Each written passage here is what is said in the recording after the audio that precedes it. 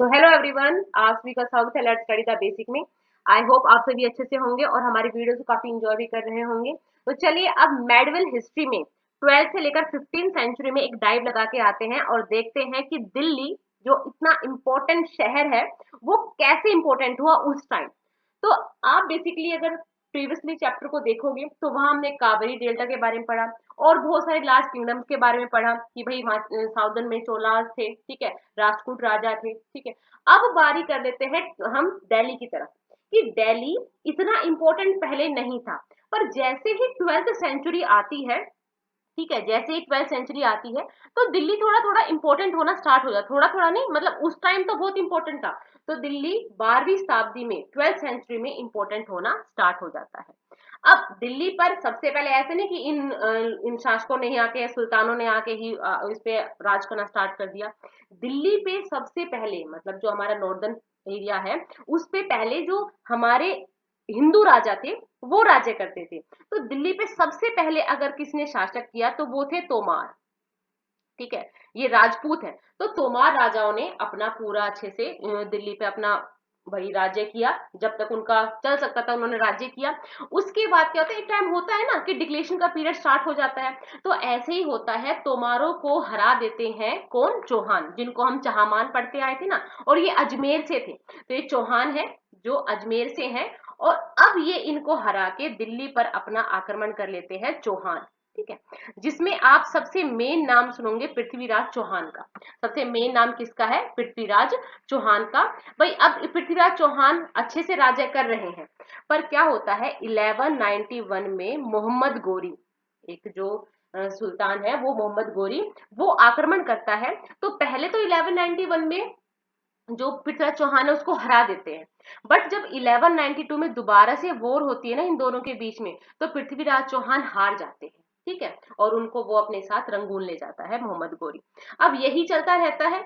अब यहाँ से बेसिकली चौहान गए, उसके बाद स्टार्ट हो जाता है ये तर्किश लोग आने स्टार्ट हो जाते हैं, तर्किश जो शासक है वो आने स्टार्ट हो जाते हैं। तो अब पहले थोड़ा सा दिल्ली के बारे में पढ़ लेते हैं कि दिल्ली एक कमर्शियल सेंटर बना, ठीक है। उसके बाद इसमें जैन मर्चेंट्स रहना स्टार्ट हुई, अगर कोई व्यापार का केंद्र है तो वहां मर्चेंट्स ही रहेंगे। अब वहां पे बहुत सारे टेम्पल्स भी बनवाए गए कि जैन मर्चेंट्स रह रहे हैं सिटी में, ठीक है, वो सारे जो टेम्पल्स है वो बनाए जा रहे हैं। और सबसे ज्यादा इंपॉर्टेंट था कॉइन मिंटेड, कि यहाँ पे जो सिक्के हैं उनको ढाला जाता, उनको बनाया जाता था, जिनको हम कहते थे दहलीवाल।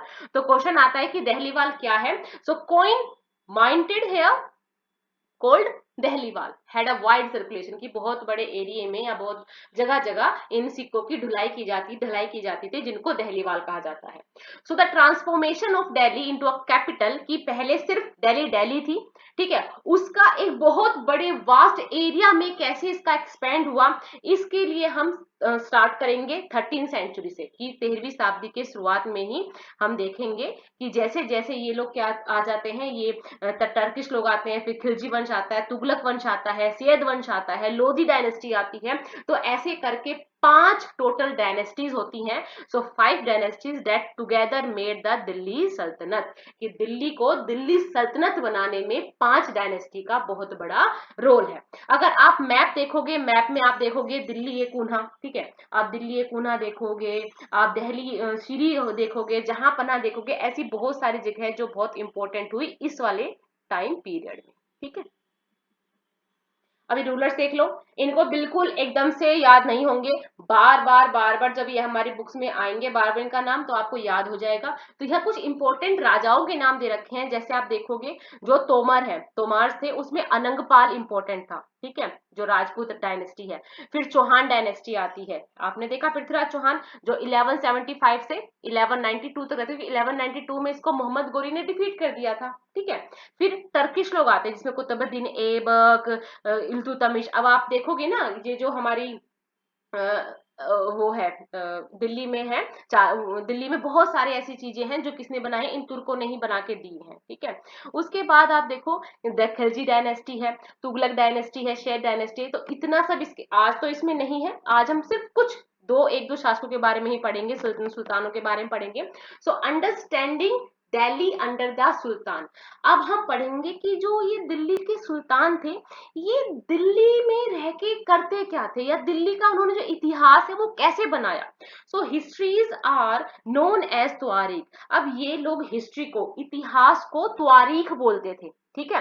मतलब अपनी पर्शियन लैंग्वेज में ये हिस्ट्री को, इतिहास को त्वारीख या तारीख बोलते थे, जिसको हम तारीख बोलते हैं ना आज, डेट, इसको ये तारीख या त्वारीख बोलते थे पर्शियन लैंग्वेज में। सो द ऑथर ऑफ त्वारीख वर लर्न मैन। मतलब जैसे हमारे यहाँ हिस्टोरियंस होते हैं ना जो हिस्ट्री लिखते हैं, तो उस टाइम हिस्ट्री को लिखने वाले त्वारीख थे, और ये बहुत ही ज्यादा पढ़ाई लिखाई करने वाले लोग थे, मतलब लर्न मैन थे, विद्वान लोग थे। ये सेक्रेटरीज थे, एडमिनिस्ट्रेटर्स थे, पोइट्स थे, कोर्टियर भी थे, who both recounted event and advised rules on governance, emphasized and important of just rules। अब इनका क्या क्या काम था, तो देखो, हिस्ट्री को हमारे यहाँ लिखने वाले को हिस्टोरियंस कहते हैं, ठीक है।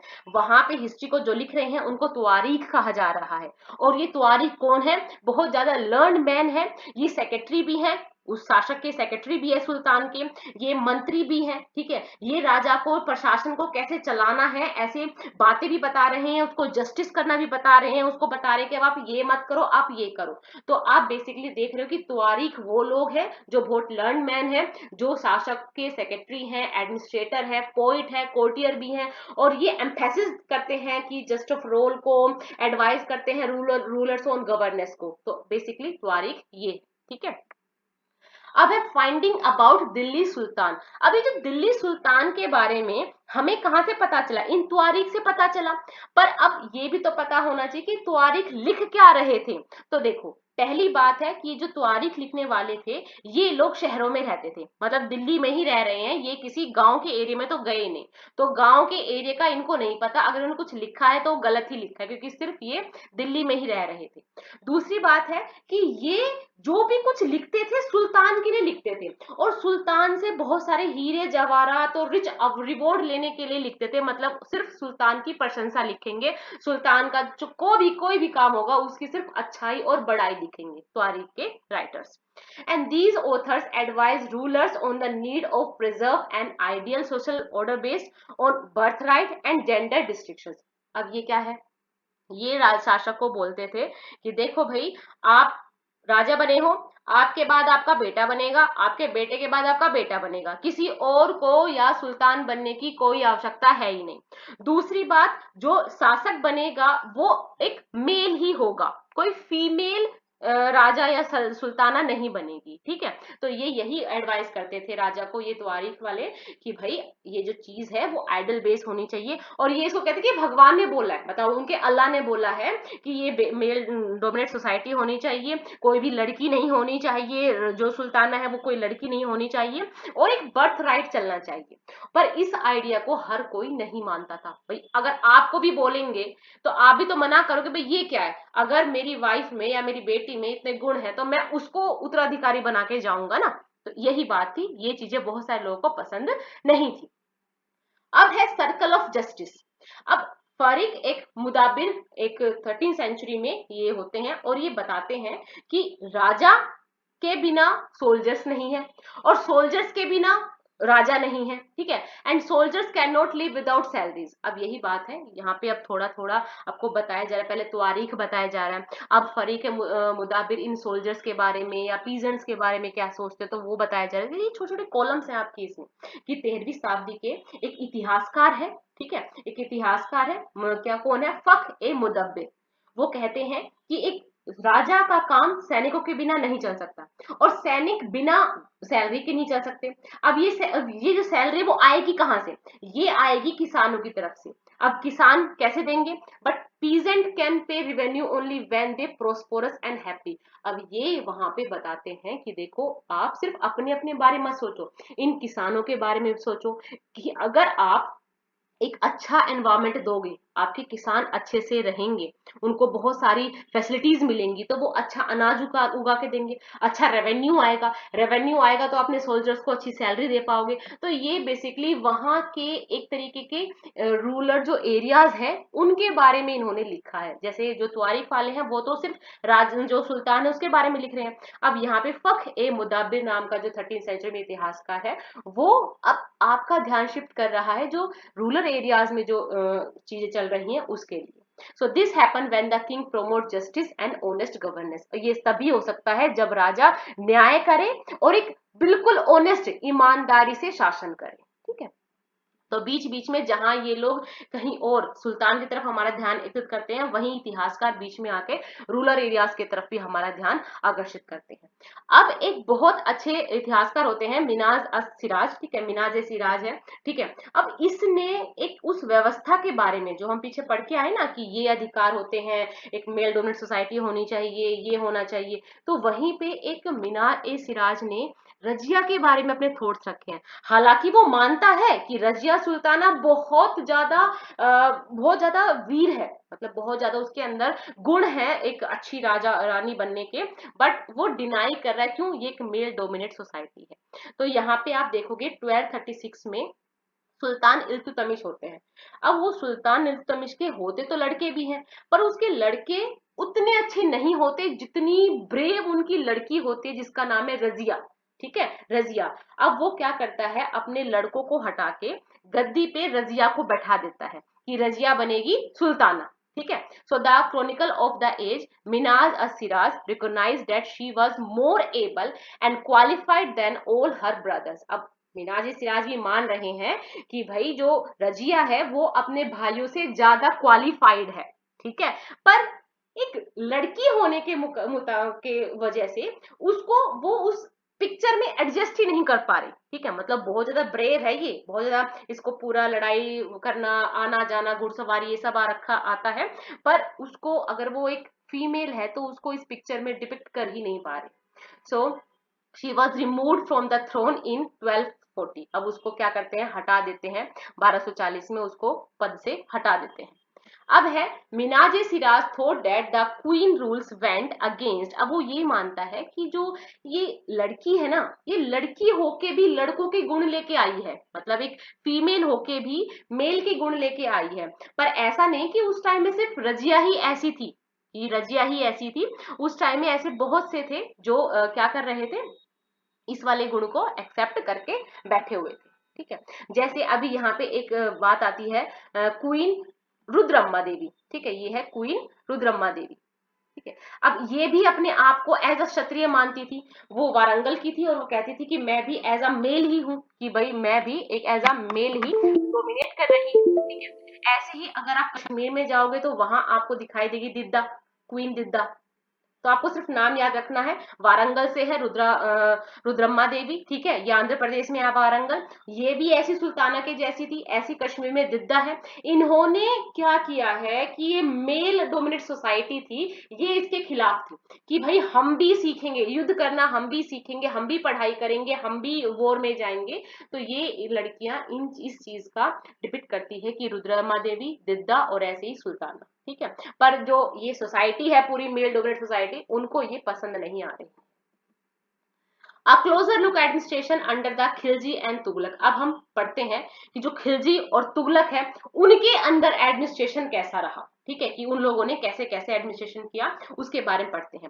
So the consolidation of a kingdom as vast as Delhi Sultanat needed reliable governance and administrator. ठीक है, अब आपने देखा कि जो खिलजी वंश है, तुगलक डायनेस्टी है, अब ये इसके बारे में भी कुछ कुछ चीजें आपकी एनसीईआरटी में से हटा दी गई हैं। तो अब सीधा ये दे दिया है खिलजी वंश और खिलजी डायनेस्टी और तुगलक डायनेस्टी के बारे में। तो ये क्या करते हैं, ये कहते हैं भाई हमें ना कुछ ऐसे रिलायबल गवर्नेंस एडमिनिस्ट्रेटर की जरूरत है जो हमारे लिए काम करे, जो हमसे दगा ना करे, जो हमसे कोई भी दुश्मनी ना निभाए। ठीक है, so rather than appointing aristocrat and landed chieftain as governors, the early Delhi Sultan, especially Iltutmish, favored their special slaves purchased for military service called badanga in Persian। Basically क्या होता है, जैसे मैं हूँ, ठीक है, मैं एक तरीके से राजा हूँ कहीं की या कहीं की सुल्ताना हूँ। ठीक है, और मुझे अपने आसपास के मंत्रियों पे भरोसा नहीं है कि वो कभी भी, कि जो ये चीफ्टन है, सरदार है, या जिन जिनको मैं जिस बढ़िया पद पे रख रही हूँ, वो कल मुझे पक्का धोखा दे देंगे। तो मैं एक ऐसे इंसान को अपने पास लाऊंगी, खरीद के लाऊंगी, जिनको मैं स्लेव बोल रही हूँ। वो स्लेव सिर्फ मेरी ही स्लेवरी करेंगे, ठीक है, जिनको पर्शियन लैंग्वेज में बदंगा बोल रहे हैं। तो ये सुल्तान अपने साथ ऐसे ही स्लेव्स रखते थे। अगर आपने कोई भी हिस्ट्री की पुरानी कोई फिल्म देखी है या कोई डॉक्यूमेंट्री देखी है ना, तो आपको पक्का पता चल जाएगा कि ये लोग अपने साथ अपने चहीते स्लेव्स रखते थे। और वे स्लेव्स इतने वफादार होते थे कि मर जाएंगे पर अपने शासक के साथ पूरी स्लेवरी निभाएंगे, पूरी वफादारी निभाएंगे, ठीक है। So they were carefully train to man some of the most important political office in the kingdom. और इन लोगों को ट्रेंड किया जाता है, इन स्लेव्स को ट्रेंड किया जाता है कि सुल्तान को कब क्या देना है, कब कहाँ जाना है, कैसे कपड़े हैं, कैसा खाना है, ये चीज काम कौन करते, स्लेव्स। तो इनको पर्शियन लैंग्वेज में बदंगा बोल देते हैं। और इल्तुतमिश है या खिलजी वंश है, तुगलक्स है, इन्होंने ऐसे स्लेव्स को रखना इंपॉर्टेंट समझा कि भाई रादर देन हम किसी और को अपना अपना चीफ्टन बनाए या किसी और को अपना मंत्री बनाए, उससे बजाय हम एक स्लेव्स को खरीदते हैं और उनको अपने पास रखते हैं, ट्रेंड करते हैं, ताकि वो हमसे वफादारी निभाए। Since they were totally depended upon the master. अब देखो, स्लेव है, कोई दास है, तो वो टोटली डिपेंड किस पे होगा, अपने मास्टर पे। तो इसीलिए वो अपने मास्टर का ट्रस्ट हासिल करने के लिए वो कुछ भी करेगा जो उसका मास्टर बोलेगा, ठीक है। Roles of slaves in administration. अब इनका रोल क्या था, ये जो स्लेव्स खरीद के लाए हैं या जो सेवक बनाए हैं, इनका रोल भी तो कुछ होगा। So Khilji and Tughlaq continue to use बदंगा फॉर हाई पॉलिटिकल, जो जितने भी अच्छे पद थे उन पे इन स्लेव्स को रख दिया, ठीक है, उनको जनरल बना दिया, उनको गवर्नर बना दिया। अब वो जो स्लेव्स है वो पूरी तरह डिपेंड है अपने शासक के ऊपर। क्यों, शासक कभी भी उनको भगा देगा, ठीक है। सो however this also introduce an element of political instability. अब क्या होता है ना कि अगर आप किसी नीच जाति के इंसान को, या आप समझ रहे हो कि वो इसके कैपेबल नहीं है, और उसको कोई हाई एंड ऑर्डर लॉ दे देते हो, हाई ऑर्डर लॉ दे देते हो, तो होता है ना कि जो कैपेबल है वो चिढ़ने लग जाते हैं। तो इससे क्या हुआ, एक पॉलिटिकल इंस्टेबिलिटी आनी स्टार्ट हो गई कि भाई मैं इस चीज के लायक थी पर आपने स्लेव्स को वहां पे बैठा दिया, तो क्या मैं अब आपका साथ दूंगी, बिल्कुल नहीं दूंगी। Slaves and clients were loyal to their master and patron but not to their heirs। अब इन स्लेव्स के साथ भी एक दिक्कत थी, जो क्लाइंट्स मतलब जो आश्रित ये लोग थे, ये सिर्फ अपने सुल्तान के प्रति, अपने मास्टर के प्रति ही लॉयल थे। यहाँ तक कि उनके बेटों के प्रति भी नहीं थे। अगर उनके बेटे भी कुछ साजिश कर रहे हैं ना, तो वो उस मास्टर को जाके बता देते कि भी ऐसा ऐसा चल रहा है, आपका जो बेटा है वो आपके खिलाफ षड्यंत्र रच रहा है। तो ये स्लेव सिर्फ अपने मास्टर के प्रति ही लॉयल थे। So new Sultan had their own servant. अब एक सुल्तान आया है, जब वो दूसरा सुल्तान आएगा उसकी जगह, है ना भाई, 5 डायनेस्टी आई है, तो जैसे एक सुल्तान हटा दूसरा सुल्तान आया, तो ये सेवक भी, ये स्लेव्स भी बदलते रहते थे, ठीक है। On accession there was often conflict observed between old and new nobility। अब यही होता है, एक राजा आया, उसने अपने स्लेव्स, अपने मंत्री, अपने गवर्नर रखे, ठीक है। अब क्या होता है, राजा तो या शासक तो बदलते रहते हैं, जैसे ही दूसरा राजा आया, दूसरा दूसरा डायनेस्टी का शासक आया, उसने अपने नोबेलिटी रखे, अब उनके बीच में फिर से कन्फ्लिक्ट हो गया। तो ये सारा पॉलिटिकल इंस्टेबिलिटी चलती रहती थी। तो आप ये देख सकते हो, आप इसको नोट्स के रूप में भी रख सकते हो कि रोल्स ऑफ स्लेव्स क्या था उस टाइम के एडमिनिस्ट्रेशन में। So the patron of these humble people by the Delhi Sultan also shocked many elites. The and author of Persian Tariq criticized the Delhi Sultan for appointing the low and base born to high offices। भाई इतने बड़े मंत्री बैठे हैं, इतने बड़े तवारीख वाले बैठे हैं, इलाइट्स बैठे हैं, उनको तो ये चीज हजम ही नहीं होगी कि हम इतने भाई पुरखा हैं, हम बिल्कुल, हमें सब कुछ पता है, और ये इतने लो और बेस बोन को हाई ऑफिसेज में डाल रहे हैं। तो ये हमेशा सुल्तानों के खिलाफ रहते थे, भाई आप ये चीज तो गलत कर रहे हो। और सुल्तानों का अपना था कि किसी और पे ट्रस्ट करने के बजाय हम इन सेवक पे ट्रस्ट ज्यादा अच्छे से कर सकते हैं। Officials of sultan Mohammad Tughlaq. अब ये मोहम्मद तुगलक है, इसके भी कुछ ऑफिशियल्स थे, ठीक है। सो अधिकारी जन थे, क्या थे, तो सुल्तान मोहम्मद तुगलक ने ऐसे बहुत सारे लो और बेस बोर्न लोग थे जिनको एक हायर पोजीशन थी, जैसे उसने किसी को वाइन डिस्टिलर बना दिया अजीज कुमार को, उसने ऐसे ही फिरोज हजम नामक को नाई को बड़ा पद दिया, ऐसे एक मन का तबका नाम का बावर्ची था, लड्ढा पीरा नामक मालियों को ऊंचे ऊंचे पद दे दिए। मतलब सिर्फ याद नहीं करना पूरा, सिर्फ ये बताया जा रहा है कि ऐसे बोस कोई नाई था, कोई कुक था, कोई गार्डन था, कोई कोई ऐसे ही वाइन बनाने वाला था, उनको इस मोहम्मद तुगलक ने क्या किया, बड़े बड़े जो पद है उनपे कर दिया। किसी को भाई अकाउंटेंट बना दिया, किसी को रेवेन्यू कलेक्ट करने का बना दिया। तो ये बताया जा रहा है, और इनके खिलाफ थे ये एलिट्स थे, और जो दिल्ली सुल्तान के जो ये पर्शियन तवारीख वाले थे, ये इनके खिलाफ थे राजशासकों की, आप ऐसा मत करो। अब देखो, अब बात आ जाती है कि ये लोग कहीं से तो अपना रिवेन्यू जनरेट करेंगे, तो जो रिवेन्यू आता था इसको बोलते थे इक्ता सिस्टम, मतलब टैक्सेस। ये पूरा किंगडम चलाने के लिए कहीं तो कुछ टैक्स लेना पड़ेगा। तो क्या होता था, ये पूरा किंगडम है और उसमें छोटे छोटे ये गवर्नर्स, छोटे छोटे एरियाज गवर्नर्स को दे देते थे। So military commanders were appointed as governor of territories of varying size. अब ये पूरा राज्य है, जैसे अपना भारत है, भारत में यहाँ पे हरियाणा है, यहाँ पे मध्य प्रदेश है, यहाँ पे साउथ का पार्ट है कुछ, ये हम अलग अलग स्टेट में अलग अलग गवर्नर है। ऐसे ये क्या करते थे, अलग अलग गवर्नर को अपॉइंट कर देते थे, और ये मिलिट्री कमांडर्स होते थे as a governor, and these lands were called इक्ता। अब जो जिनको ये लैंड दिए जाते इनको इक्ता कहते थे, और जो ये इसको कलेक्ट करते थे लैंड होल्डर थे, इनको इक्तादार और मुफ्ती कहा जाता था। क्या कहा जाता, इक्तादार और मुफ्ती। समझ गए, मतलब टैक्स की जो जगह है वो है इक्ता, और टैक्स को जो कलेक्ट कर रहे हैं वो है इक्तादार या मुफ्ती। ठीक है, समझ में आया, मुफ्ती। ठीक है, तो ड्यूटी ऑफ मुफ्ती, अब इनका क्या काम था, इनका काम यही था कि ये लॉ ऑर्डर को बनाए रखेंगे। ठीक है, they were given right to collect revenue, revenue को कलेक्ट करेंगे, and they paid salary to soldier out of this revenue. अब सबसे बड़ी बात है, इनको किसी भी जगह का, इन कमांडर्स को किसी भी जगह का इक्तादार बनाना ये था कि भाई यहाँ से तुम अपनी भी सैलरी ले लो, और जो सोल्जर्स हैं उनको भी सैलरी पे सैलरी दे दो, कि मतलब राजा की जो हेडेक है वो खत्म हो गई, कि रेवेन्यू कलेक्ट करो, अपनी सैलरी भी ले लो उस वाले रेवेन्यू में से, सोल्जर्स को भी दे दो, और जो मेरा पार्ट है वो भी जो किंगडम है उसमें सबमिट कर दो। एंड कंट्रोल ओवर मुफ्ती इक़्तिदार आर वेरी मच रिक्वायर्ड। अब क्या होता है, धीरे धीरे क्या होता है, अब आपने जैसे मेरा कोई भी मंत्री है, मैंने इसको बोल दिया भाई तू हरियाणा से जाके या दिल्ली जो हरियाणा का और ये आसपास का एरिया है वहां से तू इक्ता कलेक्ट करेगा, ठीक है, वो वहां का इक्तादार है। पर धीरे धीरे क्या होता है, मुझे महसूस होता है कि जो चीज है वो आ तो इतनी रही है, ठीक है, वो अपने पास तो इतना सब रख रहा है और मुझे सिर्फ इतना सा पार्ट दे रहा है। अब मुझे उस पर शक होने लग जाए, तो मैं क्या करूंगी, उस पर अपना कंट्रोल करना स्टार्ट करूंगी, भाई नहीं तू गलत कर रहा है, अब तो मैं अपना कंट्रोल ऐसे करके ही रहूंगी। तो ऐसे बहुत से शासक हुए जिन्होंने कंट्रोल करना स्टार्ट किया। अब देखो, पहली बात है कि जो इक्ता सिस्टम है, इक्तादार were controlled by the following means. अब इनको कैसे इनको कंट्रोल किया जाता था, so their office was not inheritable. अब जैसे राजा के बारे में कहा कि राजा के बाद उसका बेटा बनेगा, फिर बेटे के बाद उसका बेटा बनेगा। अब क्या किया गया कि जो इक्तादार है ना, उनको हेरिटेबल नहीं होने दिया गया, कि ये नहीं कि आज ये इक्तादार है इसका बेटा बनेगा, बेटे का बेटा बनेगा, नहीं नहीं नहीं नहीं, ये उनको हटाते रहते कि आज यहाँ का इक्तादार तू है तो अगले साल या अगले टाइम कोई और होगा। तो ऐसे ये कोई भी हेरिटेबल नहीं था, ठीक है। एंड दे वर असाइंड इक्ता for a short period of time.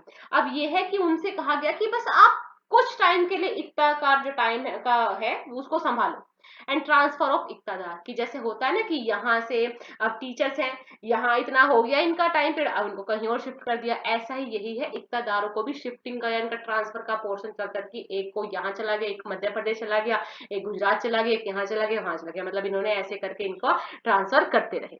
During the reign of Alauddin Khilji and Mohammad Tughlaq, ये दो इंपॉर्टेंट है, अलाउद्दीन खिलजी और मोहम्मद तुगलक, इस वाले चैप्टर में इन्होंने क्या किया, इन्होंने भाई पूरी रिस्ट्रिक्शन करनी स्टार्ट कर दी। इनको शक था कि ये लोग इनके साथ क्या कर रहे हैं, बेईमानी करेंगे करेंगे, तो इन्होंने क्या कर दिया, अकाउंटेंट को हायर कर दिया कि अब क्या करेंगे, जो इक्तादार है वो रेवेन्यू कलेक्ट करके लाएंगे ना, तो पूरा कागजी कार्रवाई होगी, पूरा अकाउंट रखा जाएगा, कितना आया यहाँ से, कितना इन्होंने सैलरी दिया, कितना इन्होंने अपने पास रखा, कितना इन्होंने राजा को दिया, तो पूरा इन्होंने अकाउंटेंट बना दिए इनके ऊपर।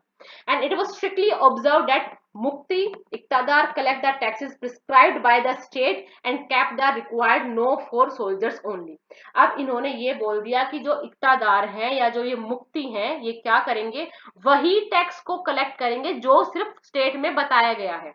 अलग अपना कोई अलग से टैक्स नहीं बना देंगे, और ये सिर्फ जो सोल्जर्स को देना है वो अपने पास रखेंगे, अदरवाइज इनकी सैलरी शासक ही देगा। ठीक है, अकाउंटेंट से ही अपनी सैलरी लेंगे, क्योंकि पहले ये मनमाना ढंग करते थे कि राजा को जितना देना राजा को दे दिया, जितनी सैलरी सैनिकों को देना सैनिकों को दे दी, कुछ अपने पास रख ली। पर नहीं, अब क्या हुआ, एक अकाउंटेंट इनके ऊपर हो गया, इनको बोला गया कि सिर्फ आप सैनिकों को देने की सैलरी अपने पास रखो, अदरवाइज अपना हिस्सा तुम अकाउंटेंट से लेके आओ। भाई ये कंट्रोल होना बहुत जरूरी है। Under Alauddin Khilji, the state brought the assessment and collection of rent revenue under its control। कि अलाउद्दीन खिलजी ने तो पूरा कंट्रोल अपने हाथ में ले लिया, रेवेन्यू का जो कंट्रोल था अपने हाथ में ले लिया। The right of local chieftain to levy taxes were cancelled and they were also forced to pay taxes। अब उन chieftain को, उन सरदारों को भी बोला गया कि भाई बंद करो अपना ये सब ये ताम तमूरा, तुम भी सीधा हमें टैक्स दोगे कि तुमने कितना पैसा लिया और कितनी चीज का आप टैक्स पे करोगे। And sultan administrator measure the land and kept carefully account. अब पहले सुल्तान को पता ही नहीं होता था कि कितना जो लैंड है उसके एरिया में है, अब वो लैंड को भी मेजर करवा दिया, केयरफुली अकाउंट रखे गए। और जो ओल्ड चीफ्टन थे एंड लैंडलॉर्ड थे, serve the sultan as revenue collector and assessor, they were 3 types of tax. अब उनको भी 3 तरह के टैक्स देने पड़े। सो ऑन कल्टीवेशन कोल्ड खराज, ठीक ठीक है, अब 3 तरह के टैक्सेस थे उस समय जो लगाए जाते थे। एक खराज था जो कल्टीवेशन पे लगा जाता है, जिसमें मतलब एक किसान है उसको अपनी पूरी उपज का 50% देना पड़ेगा, मतलब आधा हिस्सा उसको खराज के रूप में राजा को, सुल्तान को देना ही पड़ेगा। वो जो पशु रखेगा वो भी, और जो वो घर बनाएगा उस पर जो टैक्स है वो सुल्तान को देना ही पड़ेगा। मतलब अलाउद्दीन खिलजी ने उस टाइम क्या किया था, अपने ही जो रहने वाले लोग थे उनका बिल्कुल गला घोट दिया था कि भाई टैक्स पे टैक्स दो ताकि और चीजें मैं आराम से रह सकूं। ये क्वेश्चन आता है खराज क्या है। सो खराज एक कल्टीवेशन पे टैक्स है जो 50% है ऑफ द पीजेंट्स प्रोड्यूस। ठीक है, कैटल पे और हाउसेस पे भी टैक्स लगता था। ठीक है, it is important to remember that the large part the subcontinent remain outside the control. अभी आपने पीछे पढ़ा कि इन्होंने पूरे लैंड को मेजर कर लिया, पर क्या ये पूरा हो सकता है कि जितना दिल्ली सल्तनत का एरिया है ना, जो आप गंगटेक जोन देखते हैं, क्या उस पे ये लोग अपना वो कर सकते, जो फॉरेस्ट का एरिया है उसको ये नाप सकते थे? नहीं, नहीं नाप सकते थे। तो ये इनके लिए डिफिकल्ट हो गया। जो बंगाल का, जो दिल्ली से दूर बंगाल का एरिया, मतलब कहते हैं कि सुल्तान ने बंगाल पर आक्रमण किया, बंगाल को अपने अपने कब्जे में ले लिया, तो इनके लिए क्या हो गया, मुश्किल हो गया। It was difficult to control distinct province like Bengal from Delhi and soon after annexes southern India। कि इन्होंने तो भाई पूरे भारत पे आक्रमण किया, पूरे भारत पर राज्य किया, पर जो फॉरेस्ट का एरिया था, जो साउदर्न इंडिया था, उस पे इनको अपनी पकड़ बनानी मुश्किल हो गई। And the entire reason became independent. अब धीरे धीरे क्या हुआ, पकड़ कमजोर होती गई तो वो लोग इंडिपेंडेंट होते गए। जैसे जो गंगटिक प्लेन था, जो हमारी गंगा रिवर का प्लेन एरियाज है, there were forested areas that सुल्तानी फोर्सेस कुड नॉट पेंट्रेट। अब ये ऐसा एरिया था जहां पे ये पेनिट्रेट नहीं कर पाए, जहां पे ये अपनी लगाम नहीं कस पाए। So local chieftain establish their rules. अब यहाँ पे लोकल जो चीफ लोग थे, जिनका बिल्कुल दम घोट के रखा हुआ था इन सुल्तानों ने, इन्होंने इसको अपना राज्य बनाना स्टार्ट कर दिया, रूल बनाना स्टार्ट कर दिया। So sometimes rulers like Alauddin Khilji, Mohammad Tughlaq could force their control in these areas but only a short duration. की इन्होंने कोशिश तो पूरी की, अलाउद्दीन खिलजी ने, मोहम्मद तुगलक ने, की इन सारे एरियाज पे अपना कंट्रोल कर ले, पर बहुत छोटे पीरियड के लिए ही ये वहां पे अपना कंट्रोल कर पाए। क्यों कर पाए, कि जो चीफ्टन थे भाग जाते थे, फॉरेस्ट में कहीं छुप जाते थे। अब कैसे ढूंढेंगे भाई इनको, तो ये जो वहां इलाके में जो रह रहे हैं इनको तो पता है वो फॉरेस्ट में छुपने के इलाके कहाँ है। तो ऐसे ही इब्न बतूता, जो अफ्रीका मुल्क का ट्रैवलर था 14 सेंचुरी, उसने बताया कि जो चीफ्टन है ये कैसे अपने आप को बचाते थे। तो कभी ये किसी जंगल में घुस गए, ठीक है, वहां पे रोकी अनइवन और रग्ड जो प्लेस है वहां पे छुप गए, बैम्बोस के बड़े बड़े जो ग्रोव्स है वहां पे छुप गए, कोई केव है वो होलो है बिग है वहां पे छुप गए। तो ऐसे ये क्या करते थे, छुप जाते थे सरदारों के, जो ये सरदार है शासकों के जो आर्मीज है उनसे, और इनको कभी पकड़ा ही नहीं जाता था। और फिर ये उस वाले एरिया पे पूरा अपना राज्य करते थे कि ठीक है बंगाल भी आपके एरिया से दूर हो गया, दूसरी बात है जो साउथर्न पार्ट का है वो भी आपकी जो उनका आपकी पकड़ है उससे दूर हो गया। तो धीरे धीरे ये ऐसे सरदार है छुप छुपा के राज्य करते थे। अब आ जाता है मंगोलों का अटैक। भाई मंगोलों का अटैक हुआ था, अगर आपको सुना हो आपने चंगेज खां के बारे में, तो चंगेज खां एक बहुत ही ज्यादा क्रूर मंगोल है, इसने 1219 में 1219 में इसने क्या किया था, नॉर्थ ईस्ट ईरान से आया है ये, और इसने क्या किया, दिल्ली सल्तनत पे बार बार आक्रमण किया। So Mongol attack on Delhi Sultanat increase during the reign of Alauddin Khilji and early years of Mohammad Tughlaq. तो ये जो मंगोल है जिसका नाम है चंगेज खां, भाई काफी क्रूर है ये, ठीक है, चंगेज खां, ये 1219 में नॉर्थ ईस्ट ईरान से आता है, ठीक है, वहां पे आक्रमण करता है, मतलब पहले 1219 में ये वहां पे आक्रमण करता है ईरान पे, इसके बाद जल्दी से दिल्ली पे आ जाता है। अब जब ये दिल्ली पे आया था ना, तब उस टाइम मोहम्मद तुगलक का शासन था, ठीक है, तो अलाउद्दीन खिलजी का, मोहम्मद तुगलक का, कि बार बार उनके टाइम पीरियड में आक्रमण करता है, और इनका मेन पर्पज यही है, दिल्ली को बिल्कुल लूट खसूट के चले जाना है, ठीक है। तो ये चंगेज खां है, काफी काफी क्रूल बोल सकते हैं इसको। इसने 1219 में पहले नॉर्थ ईस्ट ईरान पे आक्रमण किया, फिर इसने दिल्ली की तरफ रुख किया, दिल्ली पे बार बार आक्रमण किया। जब भी इसने आक्रमण किया तो दो जो डायनेस्टी थे वो थी, एक खिलजी डायनेस्टी और दूसरी तुगलक डायनेस्टी, उस टाइम पीरियड में इसने आक्रमण किया। And this force the two rulers to mobilize a large standing army in Delhi which posed a huge administrative changes. अब बार बार कहीं से आक्रमण हो रहा है, तो ये जो दोनों डायनेस्टी वाले रूलर्स हैं, इन लोगों ने एक बहुत बड़ी आर्मी रखना स्टार्ट कर दिया, जिससे एडमिनिस्ट्रेशन में बहुत बड़ा चेंज आना शुरू हो गया, ठीक है। ब्रीफली तो आप बाद में इनके बारे में पढ़ोगे, आप ये ध्यान रखो, चंगेज खां मंगोल है जो 1219 में से नॉर्थ ईस्ट ईरान पर आक्रमण किया, ठीक है, इसका नाम है ट्रांस आकाशियान, नॉर्थ ईस्ट में एक ईरान में जगह है जहां इसने आक्रमण किया।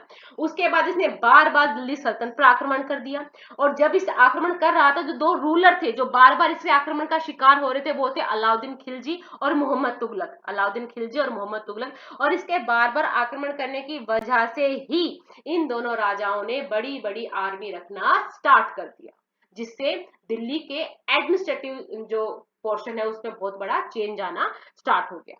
जब सुल्तान सल्तनत इन 15th एंड 16th सेंचुरी, अभी हम लास्ट पार्ट में आ गए हैं कि 15th और 16th सेंचुरी में और क्या क्या हुआ, ठीक है।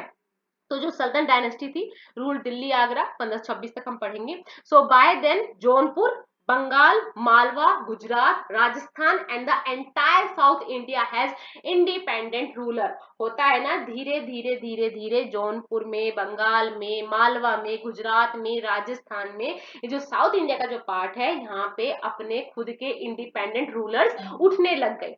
And many new ruling groups like Afghans, Rajput emerging during this period. अब ऐसा नहीं है कि सिर्फ एक ही राजा होता है, जो इनकी पहुंच से दूर होता गया वो अपना नया एम्पायर खड़ा करता चला गया। Emerge of some small but powerful and extreme well administrated state like Sher Shah. अब क्या होता है, ये जो मुगल है, ठीक है, अकबर, बाबर, ये सब आते हैं, तो बाबर के बाद हुमायूं बनता है, ठीक है, हुमायूं बनता है, पहले सबसे पहले बाबर आता है दिल्ली में, ये ध्यान रखना, ठीक है। बाबर के बाद इसका लड़का हुमायूं, ठीक है, और हुमायूं के बाद अकबर, ठीक है। तो ये एक वो चलती है, बट बाबर के बाद जब हुमायूं बनता है ना, तो हुमायूं को डिफीट कर देता है शेरशाह सूरी। शेरशाह सूरी क्या करता है, बहुत ही वेल मेंटेन्ड एक शासक होता है, ये इस हुमायूं को डिफीट करते हैं, हुमायूं को बार बार भागना पड़ता है, ठीक है। And this mode of administration was borrowed from Alauddin Khilji. अब शेरशाह सूरी इतना पावरफुल और उसकी एडमिनिस्ट्रेशन इतनी अच्छी होती है ना, कि उसकी बहुत सारी चीजों को बाद में अलाउद्दीन खिलजी, ठीक है, और जो अकबर है या जो और मुगल एम्पायर है, उस चीजों को आज तक वो उस आगे तक भी फॉलो करते रहते हैं। मतलब जो जो उसने कुछ कुछ जो शासन में चेंज किए, या जो भी उसने अपनी एडमिनिस्ट्रेशन स्किल्स अपनाई, उनको बाद में अलाउद्दीन खिलजी ने भी, ठीक है, अलाउद्दीन खिलजी ने तो माना, अलाउद्दीन खिलजी की उसने मानी, और अलाउद्दीन खिलजी के बाद जो शेरशाह सूरी ने किया उसको अकबर ने भी माना, कि ऐसा कि जो अच्छी चीजें थी वो सब ये लोग अपनी जो डायनेस्टी है उसमें मानते चले गए। तो ऐसा नहीं है कि किसी ने खुद ने एक रूल बनाया, नहीं, अगर मेरा एक बनाया हुआ रूल आपको पसंद है, तो वो आपने भी, चाहे आप मेरे से कितने चिढ़ते हो या आप मेरे से कितने अलग हो, आप भी उस रूल को फॉलो करें, क्योंकि आपको वो अच्छा लग रहा है। तो ये सब आज हमने इस सल्तनत पीरियड में पढ़ा। आई होप आपको पढ़ के बहुत अच्छा लगा होगा। Thank you and keep watching.